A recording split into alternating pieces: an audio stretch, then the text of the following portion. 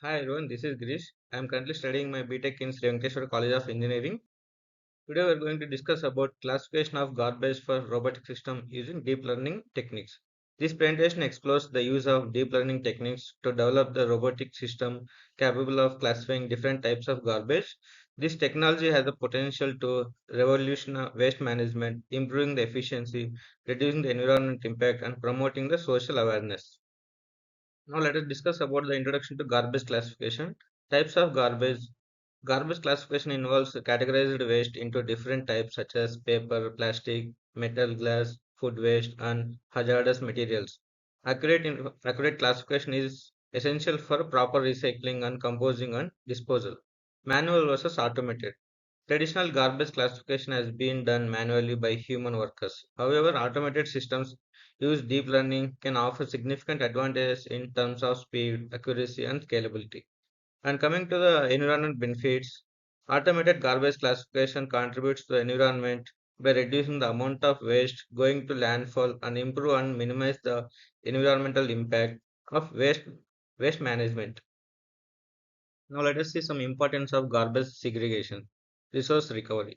Proper garbage segregation enables the recovery and reuse of valuable resources such as paper, plastic, and metal, reducing the need for a new raw material and conserving the natural resources. And waste reduction. By separating the recyclable and compostable materials from non-recyclable waste, garbage segregation reduces the overall volume of waste going to landfills, thereby minimizing the environment footprint of waste management. Coming to the environmental protection, garbage segregation helps prevent pollution and contaminations by ensuring the hazardous materials are properly disposed of, while recyclable and compostable materials are recycled or composited, reducing the environment impact of waste. Public health. Proper garbage segregation is crucial for public health as it helps prevent the spread of diseases by separating hazardous materials from the waste from other waste and ensuring the food waste is properly disposed it. Now let us see the overview of deep learning techniques. Data collection. The process begins with collecting a large data sets of labeled images of different types of garbage. This data is essential for training the deep learning models. Model evaluation. The training models is evaluated on the separate data sets to assess its performance, identify the area for improvement. And coming to the model training, the collected data is used to train a deep learning model, typically a conventional neural network CNN, to learn the pattern and features that distinguish the different types of garbages. And model deployment. Once the model meets the desired performance criteria, it is deployed onto a robotic system of real-time garbage classification and sorting. And coming to the data collection and pre-processing. Data collection.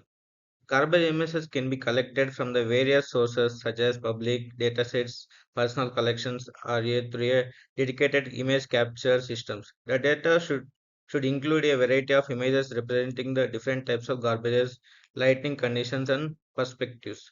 And coming to the data pre-processing. Pre-processing involves preparing the collected images for training the deep learning models. This includes resizing the images to a consistent size, converting them to a grayscale normalization pixel values, and augmenting the data set to improve the robustness. And coming to the data labeling, each image in the data set need to be labeled with its corresponding type of garbage. This labeling process is crucial for training the deep learning models to recognize the different types of waste. Now let us see some CNN architecture. Conventional layer. These layers extract the features from the input image by applying a conventional filters. Each filter identifies a specific patterns such as edge, textures, and shapes. And coming to the pooling layers, these layers downsamples the feature mapping produced by the conventional layers, reducing the spatial dimensions of data while preserving important features. Fully connected layers. These layers combine the extracted features and perform classification by mapping the features to different classes such as paper, plastic, and metal. Now let us discuss about the feature extraction and classification. Feature extraction. CNN layer extracts features like edges, textures, and shapes from the input images. The process involves identifying the distinctive characteristics that differentiate the different types of garbages. And coming to the classification, the extracted features are combined and mapped to different classes based on the learned patterns. The model outputs a probability score for each classes, indicating the likelihood that a image belongs to that type of garbage. Now let us see model training and validations. Training. The model is trained on the large dataset of labeled images, allowing it to learn the relationship between the features and garbage types. The training process involves adjusting the model's parameters to minimize the error between its prediction and its actual labels.